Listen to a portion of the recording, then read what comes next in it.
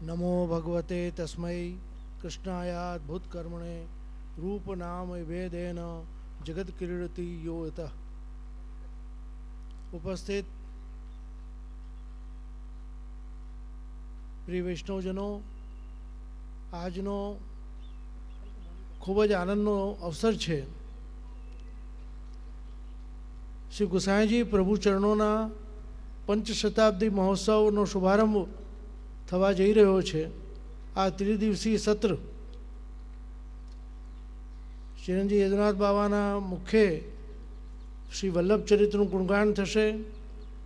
તો આ પ્રસંગે હું આપ સૌને આમંત્રિત કરું છું, ખૂબ ખૂબ શુભકામના આપું છું અને અમારા પરમ આત્મીય ભરતભાઈ ભૂપતકર પરિવાર જે આના મનોરથી બન્યા એને ખૂબ ખૂબ અભિનંદન શુભકામના હું આપું છું કે નિમિત્ત બનીને બધાને લાભ અપાવી રહ્યા છે। ગુસાઈજી પ્રભુ ચરણોનો પંચશતાબ્દી પર્વ વૃદ્ધામ બાગમાં ઉજવાય એનો વિશેષ આનંદ મને હોય। પ્રિયજનો, પુષ્ટિ ભક્તિ માર્ગમાં આના સ્થાપક જગતગુરુ શ્રી વલ્લભાચાર્યજી રહ્યા, પણ આને 16 કળાએ કોઈએ સજાવ્યો હોય તો એ શ્રી ગુસાઈજી પ્રભુ ચરણોની દેન છે। આપનામાં રહેલી કલાપ્રિયતા, રસિકતા, હૃદયની વિશાલતા અને એને પુષ્ટિ ભક્તિ માર્ગમાં સમન્વય કરીને રાગ, ભોગ અને શૃંગાર ત્રણેયનું સુંદર સમન્વય કરીને એવો રોચક અને સુંદર આ પુષ્ટિ ભક્તિ માર્ગ બનાવ્યો કે જેમાં કોઈ પણ પ્રકારનો જીવ હોય, ગમે તે એને શોખ હોય, પણ એ સહેલાઈથી આકર્ષાઈને આવી જાય। આપને સંગીતનું પણ એટલું બધું જ્ઞાન, નામરત્ના ખ્યાલમાં તો આપનું એક નામ છે, ગીત સંગીત સાગરાય નમઃ। ગીત સંગીતના સાગર છે આપ। અષ્ટપ્રહરની સેવા, અષ્ટયામની સેવા, અષ્ટ સખાઓની રચના, આ બધું પ્રભુ ચરણોની દેન છે। સેવામાં વિવિધતા, ઉમંગતા, જાગૃતિ અને એટલી બધી સાવધાની આપના જીવન ચરિત્રમાં આપણને એનું દૃષ્ટિગોચર થાય છે કે ભગવત સેવાના, પ્રભુના સુખ માટે કેટલા તત્પર આપ રહેતા હતા। એવા અનેક પ્રસંગો આપના છે કે જે વાર્તા સાહિત્યમાં છે, વલ્લભાખ્યાન દ્વારા આપણને સમજવા મળે છે, નામરત્નાખ્યાન દ્વારા સમજવા મળે છે। એક બહુગામી વ્યક્તિત્વના આપ સ્વામી હતા। અત્યાર સુધીના ભારતીય સંસ્કૃતિમાં એક એવા આચાર્ય કે જે પાક કલાના પણ માહિર છે, સંગીતજ્ઞ પણ છે, ચિત્રકલાનો પણ આપને શોખ છે। એટલી વિવિધતાસભર આપનું જે જીવન દર્શન એક અલગ પ્રકારની પ્રતિભા બતાવી દે છે કે આટલો મોટો કુટુંબ આપનો, આટલો વિશાળ પરિવાર પણ સાથે રહીને ભગવત સેવા કરતા અને ભગવત સેવામાં તત્પર, હંમેશા પ્રભુના સુખનો વિચાર। જે કંઈ વૈભવ આવ્યો, કેમ કે રાજસ, તામસ, સાત્વિક ત્રણેય પ્રકારના જીવો આપની શરણમાં આવ્યા, જે કંઈ વૈભવ આવ્યો બધું પ્રભુને અંગીકાર કરાવ્યો। ક્યારેય પણ એમાં આસક્તિ નથી રહી આપની।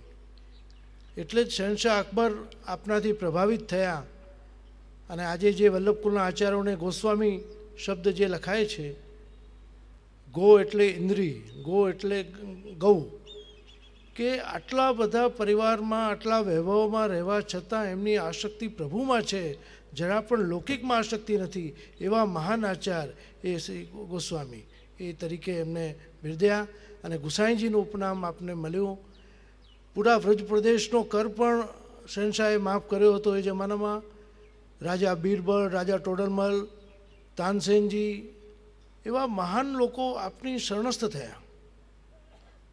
એક બહુગામી વ્યક્તિત્વ છે આપનું। ખરેખર એમની કૃપા હોય તો જ સમજી શકાય। આ 3 દિવસનો સુઅવસર આપણને મળ્યો છે। આપના ચરિત્રનું ગુણગાન આપણે સાંભળીશું અને મને ખૂબ આનંદ છે કે પંચશતાબ્દી પર્વ એનો શુભારંભ વૃદ્ધામમાં અમે ઉજવી રહ્યા છીએ। શ્રી ઠાકોરજીની પૂર્ણ કૃપા, શ્રી વલ્લભની પૂર્ણ કૃપા હું માનું છું કે આપણે બધા એને ઉજવવા શક્તિમાન બન્યા. આ 3 દિવસનો કાર્યક્રમ, શોભાયાત્રા કાલે શોભાયાત્રા અને પરમ દિવસે તો પ્રભુચરણનો પ્રાદુર્ભાવ મહોત્સવ, જલેબી મનોરથ થશે. આ બધાનો લાભ આપણે લઈશું. તો આ ત્રિદિવસીય સત્રમાં વધારેમાં વધારે સંખ્યામાં આપ લોકો ઉપસ્થિત રહી આનો લાભ લેજો. અને ફરીથી હું મનોરથી પરિવારને ખૂબ શુભકામના આપું છું. જે લોકો અહીંયા આવ્યા છે એ બી એમના ભાગ્યની સરાહના કરું છું અને ખૂબ શુભકામના, શુભાશીર્વાદ આપી અને ચિરંજીવી નાથ બાવાને પોતાનો આચાર્ય સ્થાન ગ્રહણ કરવા માટે અનુરોધ કરું છું. શુભમ. શ્રી વલ્લભ તાલીઓ પાડતા વાળતા ભાવથી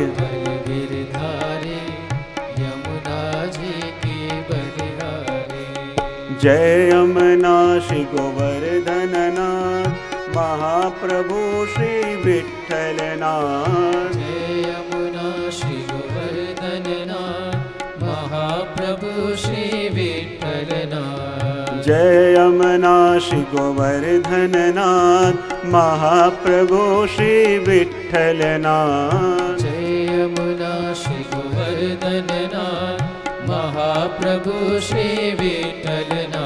શ્રી વલ્લભ વિઠ્ઠલ ગિરધારી यमुनाजी के बलिहारी. भाव से वल्लभ विठ्ठल गिरधारी यमुनाजी के बलिहारी. श्री यमुना जी की बलिहारी महारानी जी की बलिहारी. श्री यमुना भाव से तालियां बजाते बजाते बलिहारी महारानी जी की बलिहारी. श्री यमुना जी की बलिहारी महारानी जी की बलिहारी. श्री यमुना जी की बलिहारी महारानी जी की बलिहारी. श्री वल्लभ विठ्ठल गिरधारी यमुना जी की बलिहारी. श्री वल्लभ विठ्ठल गिरधारी भाव से यमुना जी की बलिहारी. श्री वल्लभ विठ्ठल गिरधारी श्री यमुना जी की बलिहारी. श्री वल्लभ विठ्ठल गिरधारी श्री यमुना जी की बलिहारी. श्री वल्लभ विठ्ठल गिरधारी श्री यमुना जी की बलिहारी. श्री वल्लभ विठ्ठल गिरधारी श्री यमुना जी की बलिहारी. श्री वल्लभ विठ्ठल गिरधारी यमुना जी की बलिहारी. श्री वल्लभ विठ्ठल गिरधारी यमुना जी की बलिहारी. श्री वल्लभ विठ्ठल गिरधारी यमुना जी की बलिहारी. श्री वल्लभ विठ्ठल गिरधारी यमुना जी की बलिहारी. श्री यमुना जी की बलिहारी. श्री यमुना जी की बलिहारी. महारानी जी की बलिहारी. महारानी जी की बलिहारी. श्री यमुना जी की बलिहारी. श्री यमुना जी की बलिहारी. बोलिए श्री गोसाई जी. भरत भाई, गीताबेन एवं समस्त भूपतकर परिवार શ્રી ગુસાઈજીના ચરિત્રને જાણવા, માણવા અને પામવા માટે આવેલા મારા સર્વે આત્મીજનો, ખૂબ જ આનંદનો અવસર છે જ્યાં શ્રી ગુસાઈજી પ્રભુચરણની પંચશતાબ્દી મહોત્સવનો પ્રારંભ થવા જઈ રહ્યો છે. અને પ્રભુએ આ કાર્યની અંદર જેને પસંદ કર્યા એવા ભરતભાઈ, એમનું આ વર્ષે ષષ્ઠી પૂર્તિ છે. તાલીઓથી પણ વધાવીશું. અને એના જ ઉપલક્ષ્યની અંદર કંઈક કરવાનો વિચાર એમના મનમાં જાગ્યો અને પ્રસંગોચિત વાત ચાલતી હતી આ પંચશતાબ્દી મહોત્સવની. અને એમણે કહ્યું કે જો આટલા વૈષ્ણવ લાભ લેવાના હોય, જો વ્રજધામને આંગણે હોય અને એ પણ ગુસાઈજીના ગુણગાન હોય, તો મને લાભ લેવો છે. અને લાભ લેતા આવડ્યું અને લાભ લઈ જાણ્યા. ગીતાબેનનો પણ ખૂબ ભાવ અને એમના જ મનોહર સ્વરૂપે આ 3 દિવસનો ઉત્સવ અહીંયા થઈ રહ્યો છે. આનંદ એ વાતનો પણ છે, ગયા વર્ષે આ જ મેદાનની અંદર શ્રી વલ્લભના ગુણગાન કરવાનો અવસર વલ્લભ સાખીના માધ્યમથી મળ્યો હતો. તો વલ્લભ સ્વામિનીજી છે અને એ જ સ્વામિનીજીનું મુખારવિંદ એટલે ચંદ્રાવલીજી એટલે કે શ્રી ગુસાઈજી. ગત વર્ષે શ્રી વલ્લભનું ગુણગાન કર્યું, શ્રી વલ્લભના સ્વરૂપનું વર્ણન કર્યું. તો જુઓ, વલ્લભ તો સ્વામિનીજી છે અને સ્વામિનીજી હોય તો સીધી દૃષ્ટિ એમના મુખારવિંદ પર ન કરાય, એના ચરણો પર દૃષ્ટિ રખાય.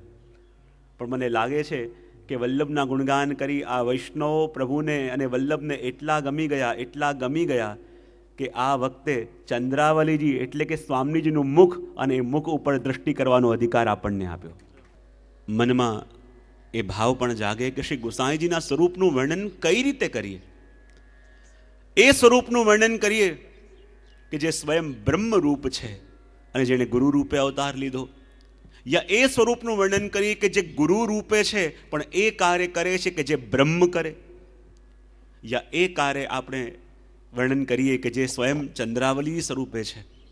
શ્રી ગુસાઈજીના સ્વરૂપનું જ્યારે પણ વર્ણન કરવાનો વિચાર આવે, મનમાં અસમર્થતાનો ભાવ પણ આવવા લાગે. પણ શ્રી ગુસાઈજીને જ વિનંતી કરું છું, કારણ કે પાસે બિરાજમાન છે અને ગુસાઈજી વિરાજમાન છે અને એમની આગળ કંઈક બોલવાનું હોય તો વાણી આ માઇકની જેમ થરથરવા લાગે, વિચાર કરવા લાગે કે હું વર્ણન કરું તો શું વર્ણન કરું. પણ એવું જ ભાવ જ્યારે પણ શ્રી ગુસાઈજીનું સ્વરૂપ બાજુમાં બિરાજતું હોય, એમના સાનિધ્યમાં બેસીને બોલવાનો અવસર મળે તો એક જ વાત મનમાં આવે. એવું લાગે જાણે કોઈ નાનકડું બાળક રમતું ક્યાંકથી એના દાદાજી પાસે આવ્યું હોય, એના દાદાજી એને પોતાની પાસે બેસાડે અને કહે, જા બેટા, શું ભણીને આવ્યો છે સ્કૂલમાં, મને બતાવો તો. અને જેમ નાનકડું બાળક પોતાની કાલી ઘેલી ભાષામાં એના દાદાજીને બધું સંભળાવવા લાગે, બરાબર એવો જ અનુભવ મને શ્રી ગુસાઈજીની પાસે બેસીને થઈ રહ્યો છે. જે કાલી ઘેલી ભાષાની અંદર શ્રી ગુસાઈજીના સ્વરૂપનું વર્ણન થઈ શકે કરવાનો પ્રયત્ન આપણે કરીશું.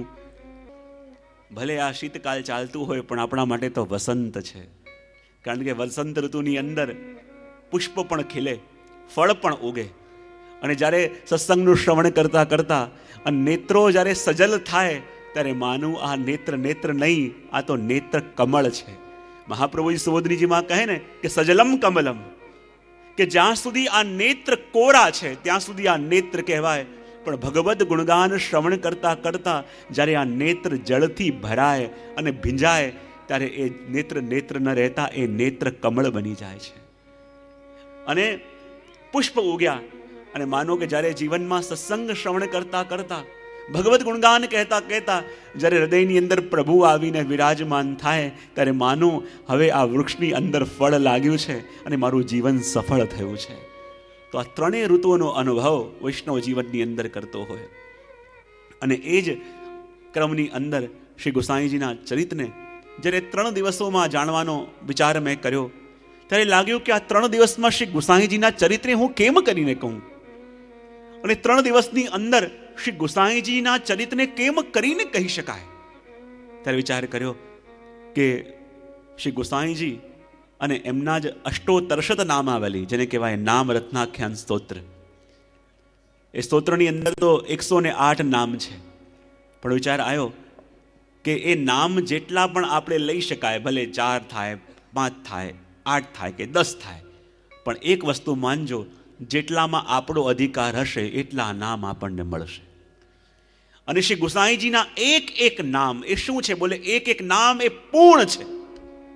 અને એક નામ એ શ્રી ગુસાઈજીની કુંજ છે કે જેની અંદર શ્રી ગુસાઈજી પ્રભુચરણ વિરાજમાન છે. તો જો જ્યારે આ નામ રત્નાખ્યાન સ્તોત્રનું શ્રવણ આપણે કરીએ તો એમ ન માનતા કે આટલા નામ થયા અને આટલા નામ રહ્યા, કારણ કે લોકોને થાય એના કરતા કયા રહી ગયા એમાં રસ વધારે હોય. જે મળી રહ્યું છે એનો આનંદ માણે નહીં, આ પૂરું કેમ થશે, બીજાની નીંદર ઉડી જાય. એવું ચિંતા તમે ન કરો. જ્યારે પ્લેનમાં બેઠા હોઈએ તો વારે જઈને પાયલોટને પૂછીએ છીએ કે બરાબર પેટ્રોલ ભરાયું છે, બરાબર નેવિગેશન સિસ્ટમ બરાબર ચાલે છે. આપણે પ્લેનમાં બેસી જઈએ છીએ. અને એ જ રીતે જે પામ્યું એનો આનંદ લેજો. અને તો હંમેશા કહેતો હોઉં છું કે સત્સંગ શું છે. જે દિવસે એમ લાગે ને કે સત્સંગ શા માટે કરીએ છીએ, તું કઈ સત્સંગ એટલા માટે કરીએ છીએ કે આ શ્રવણ કરી અમને પ્રભુ મળે, ત્યારે માનો કે તમે ચૂકી ગયા. સેવા શા માટે કરીએ છીએ, બોલે કરીને ઠાકોરજી રાજી થાય તો માનવું કે ચૂકી ગયા. સત્સંગ કરીને સત્સંગમાં બેસીને પ્રભુ મળે તો પછી પ્રભુ ફળ થયા અને સત્સંગ સાધન થયું. અને જ્યારે જે મળ્યું છે એમ ના માનશો કે અહીંયા બેસીશું, આ શ્રવણ કરીશું તો પ્રભુ મળશે. અરે પ્રભુ મળી ગયા છે માટે આવીને અહીંયા બેઠા છો. જ્યારે સત્સંગને જ ફલરૂપ માનીને એની અંદર જ ફલરૂપતા જાગૃત થશે ત્યારે સાચા અર્થમાં એનો અનુભવ આપણે કરી શકીશું. તો શ્રી ગુસાઈજીના આ નામ રત્નાકર સ્તોત્રનું દર્શન આપણે યદકિંચિત સંક્ષેપમાં કરીશું. કારણ કે આ નામ શું છે મેં પહેલાં જ ક્લિયર કર્યું ને કે જેટલા નામ થાય સમજી લેજો એટલો આપણો અધિકાર હતો. અને એનો મતલબ શું, તમે કોઈ સરસ દવાની દુકાનમાં જાઓ, હવે દવાની દુકાનની અંદર એવી સુંદર સુંદર સરસ સરસ દવાઓ ભરેલી છે, પણ જેવા દવા લેવા ગયા અને તમે કહો કે મને દવા આપો, તો એ દવાની દુકાનવાળા શું બધી દવા કોથળામાં ભરીને તમને આપી દે? જેવી દવાની દુકાનમાં જાઓ અને કહો કે દવા આપો, તો ત્યાં રહેલી બધી દવા આપતા નથી, પણ એ કહેશે કે તમે પ્રિસ્ક્રિપ્શન લાયા છો? બોલે હા. અને તમારી પેલી પ્રિસ્ક્રિપ્શનની ચિઠ્ઠીમાં જે લખ્યું હોય ને એટલી દવા તમને કાઢીને આપે. તો અહીંયા જેટલા પણ નામ થાય તો સમજી લેજો તમારી પ્રિસ્ક્રિપ્શનની ચિઠ્ઠીમાં આ નામ લખ્યા હતા, તો શ્રી ગુસાઈજી કૃપા કરી તમને પ્રદાન કરી દીધા. કોઈ રોગી આવ્યો હોય તો જે રોગ થયો હોય એ દવા અપાય કે બધી આપી દેવાય? હા, કહો તો ખરા, ખબર પડે મને. ઉધરસ થઈ હોય ને ઉધરસની દવા લેવા ગયો હોય તો કે ઉભો રે આ ટીબીની દવા લેતો જા, આ કેન્સરની લેતો જા. ક્યાંક સાંભળ્યું છે? એને અનુરૂપ જે દવા હોય એ દવા એને આપવામાં આવતી હોય છે. તો એ જ રીતે આ નામ રત્નાકર સ્તોત્રની અંદર આપણે પ્રવેશ કરીશું. પણ આ સ્તોત્ર અને એની રચના જેણે કરી શ્રી ગુસાઈજીના પંચમ કુમાર શ્રી રઘુનાથજી. અને જે રઘુનાથજીની ઉપર શ્રી ગુસાઈજી પ્રભુચરણની એવી કૃપા, અને રઘુનાથજીને શ્રી ગુસાઈજીના સ્વરૂપમાં એટલી બધી દૃઢ આસક્તિ, એટલી આસક્તિ. અને કહેવાય ને કે રઘુનાથજી કહેવાય કે ભગવાન રામચંદ્રનું સ્વરૂપ કહેવાતા. કે જ્યારે તુલસીદાસજી પણ એકવાર જ્યારે વજમાં આવ્યા અને ત્યારે શ્રી ગુસાઈજી રઘુનાથજીને કહ્યું કે આપના સેવક કયા છે, આપ એમને દર્શન આપો. અને ત્યારે રઘુનાથજીએ અને આપના વહુજી જાનકી વહુજીએ રામ અને સીતાના રૂપમાં આપને દર્શન આપ્યા. અને ત્યારે તુલસીદાસજી પણ પદ ગાયો, વંદો ગોકુલ રામ. અને એવી કૃપા આપના ઉપર કે રઘુનાથજીનો પણ નિયમ હતો કે રોજ જ્યારે સવારે જાગે તો જાગીને સૌથી પહેલા આંખો બંધ કરીને ચાલતા ચાલતા શ્રી ગુસાઈજીના કક્ષમાં જાય અને ગુસાઈજીના દર્શન કરીને જ એ દિવસનો પ્રારંભ કરતા. એવો રઘુનાથજીનો નિયમ કે બોલે નેત્ર ખુલે તો નેત્રને સૌથી પહેલા નેત્રનું ફળ મળે તો નેત્ર ધારણ કરેલા સાર્થક થાય. આ નેત્ર જેને જોવા માટે મેં ધારણ કર્યા છે એના દર્શન કરું તો આ નેત્ર ધારણ કરવા સફળ થયા કહેવાય. અને રઘુનાથજી જેવા જાગે, નેત્ર બંધ કરીને ચાલતા ચાલતા જાય, શ્રી ગુસાઈજીની સામે ઊભા રહે અને જ્યારે દ્રષ્ટિ ગુસાઈજીના મુખ ઉપર પડે, આંખોમાં પ્રેમાશ્રુ આવી જાય અને આ જ રીતે એમના દિવસની શરૂઆત થતી. પણ એકવાર થયું એવું, ચાલતા ચાલતા જતા હતા અને રસ્તામાં કોઈ થાંભલો હશે તો થાંભલાની અંદર આપ ભટકાયા. અને જ્યારે થાંભલા સાથે ભટકાયા આપને મસ્તક પર પીડા થઈ. શ્રી ગુસાઈજીને દુઃખ થયું કે બાવાનો તો નિયમ છે કે રોજ સવારે આવીને એ મારા મુખના દર્શન ન કરે તો નેત્ર ખોલતા નથી. અને કેવી ટેક, જેવી પેલા સ્વાતિ જલ બિંદુ માટે ચાતકની ટેક હોય કે જલ લઉં તો આ જ લઉં, એના સિવાય જલ ન લઉં, એમ રઘુનાથજીની પણ એવી ટેક કે આ નેત્ર સવારે પહેલા દર્શન કરે તો માત્ર શ્રી ગુસાઈજીના જ કરે. અને ગુસાઈજીના દર્શન જો ન થવાના હોય તો મારા નેત્ર ક્યારે પણ ખોલીશ નહીં, એવી ટેક છે રઘુનાથજી. અને એવી ટેક જ્યારે શ્રી ગુસાઈજીએ જોયું, શ્રી ગુસાઈજી કહે કે ઘણીવાર હું પરદેશ પધારતો હોઉં છું અને બાવાના આ નિયમને કારણે એને મુશ્કેલ થઈ જશે તો શું કરું? એમણે ચિત્રકારને બોલાવ્યો અને ચિત્રકારને બોલાવી પોતાના જેવું ને જેવું એક સ્વરૂપ સિદ્ધ કરાવ્યું. અને સ્વરૂપ સિદ્ધ કરી અને શ્રી રઘુનાથજીને પધરાવ્યું અને કહ્યું કે સવારે ઉઠી આપ આમના દર્શન કરજો અને પછી હું જ છું એમ માનજો. અને એટલા માટે ત્યારથી આ ક્રમ આવ્યો કે જે સ્વરૂપમાં આપણી આસક્તિ હોય, જેની પાસે આપણે બ્રહ્મ સંબંધ લીધું, એનું સ્વરૂપ આપણે ત્યાં પધરાવવામાં આવે. એ ક્રમ ત્યારથી પ્રારંભ થયો. અને કહેવાય એ ચિત્ર જ્યારે રઘુનાથજીએ પોતાની પાસે પધરાવ્યું તો એ ચિત્ર એ જ સુખ આપતું અને એ જ અનુભવ કરાવતું કે જે શ્રી ગોસાઈજી પ્રગટ રૂપે કરાવે. એવું આપણી દ્રઢતા હતી, એવી આપણી અનન્યતા હતી. અને એમનો જીવનનો એક પ્રસંગ કે જ્યારે રઘુનાથજી નાનકડા હતા, શ્રી ગોસાઈજી શ્રીજીના શૃંગાર ધરતા હતા, અને એ વખતે વલ્લભકુલમાં ક્રમ હતો કે સેવાની અંદર કોઈ પણ સંભાષણ થાય તો સંસ્કૃતમાં થાય. તો આપ જ્યારે શ્રીનાથજીના શૃંગાર ધરતા હતા, નાનકડા રઘુનાથજી ત્યાં ખેલતા હતા. અને જ્યારે રઘુનાથજી ખેલતા હતા તો શૃંગાર ધરાવતા ધરાવતા કોઈક શૃંગાર ત્યાં નથી એમ ગોસાઈજીને લાગ્યું. અને શૃંગારની પેટી શૈયા મંદિરમાં હતી, અને એ મંગાવવા માટે આપે રઘુનાથજીને કહ્યું, મંજુષામ આનય, જાઓ પેલી શૃંગારની પેટી લઈ આવો. અને જ્યાં સંસ્કૃતમાં કહ્યું અને ગોસાઈજી ઈશારો કર્યો કે મંજુષામ આનય, અને જ્યાં શૈયા મંદિર તરફ ઈશારો કર્યો તો રઘુનાથજી તો વિચાર્યા વિના ભાગતા ભાગતા અંદર ઘૂસી ગયા. પણ સંસ્કૃતની અંદર આપ સમજ્યા નહીં કે શ્રી ગોસાઈજી મને આ તરફ જવાનું તો કહ્યું, હું ચાલ્યો તો આવ્યો, હું ભાગતો ભાગતો શૈયાજીમાં તો આવી ગયો, પણ શ્રી ગોસાઈજી મારાથી શું મંગાયું હતું, કાકાજી શું લાવવાની આજ્ઞા કરી, એ આપ સમજી ન શક્યા. અને મનમાં એટલી ગ્લાનિ થવા લાગી કે શ્રી ગોસાઈજી તો કાકાજી તો શ્રીનાથજીના શૃંગાર કરી રહ્યા હતા, અને જરૂર કોઈ મહત્વની વસ્તુ આપે મંગાવી હશે, અને મારા કારણે આપને શ્રમ ન પડે, મારા કારણે આપને તકલીફ ન પડે, મારા કારણે આપને શ્રમિત જો થયા તો મારું જીવન વ્યર્થ છે.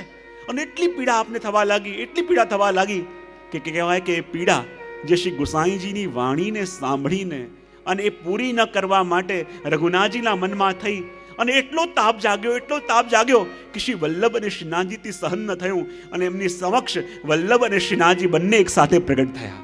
પ્રગટ થઈ પોતાનો શ્રીહસ્ત રઘુનાથજીના મસ્તક ઉપર પધરાયો અને કહું, બાવા આ શૃંગારની પેટી તમે લઈને જાઓ. અને કહેવાય કે જ્યારે શ્રી ગોસાઈજીની વાણી સાંભળીને રઘુનાથજી દોડ્યા અને મળ્યા કોણ? શ્રીજી અને વલ્લભને. મને તો લાગે છે કે આ શું છે, શું મંગાયું ગોસાઈજીને? ગોસાઈજીએ શું મંગાયું એ રઘુનાથજીને ખબર નથી, પણ રઘુનાથજી માત્ર ગોસાઈજીનો ઈશારો જોઈને શૈયા મંદિર તરફ ભાગ્યા. તો એટલું જ કહેવાય કે ગુરુની આજ્ઞા સાંભળીને ભાગ્યા અને ફલ મેળવીને પાછા ફર્યા. માર્ગમાં કોણ મળ્યું? ત્યાં શ્રીનાથજી પણ મળ્યા, શ્રી વલ્લભ પણ મળ્યા. જાણતા નતા કે શા માટે મોકલે છે, જાણતા નતા કે શું મંગાયું છે, જાણતા નતા કે શેની જરૂર છે, બસ ઈશારો કર્યો અને ભાગ્યા. અને ઈશારો જોઈને જ્યાં ભાગ્યા તો શ્રી ગોસાઈજીની આજ્ઞાથી જે ભાગે એ ખાલી હાથે પાછા કેમ આવે? અને રઘુનાથજી તો બંને હાથ ભરીને આવ્યા, એક હાથમાં શ્રીજીનો હાથ અને બીજા હાથમાં શ્રી વલ્લભનો હાથ. પછી એમની કૃપાનો અનુભવ કોણ કરી શકે?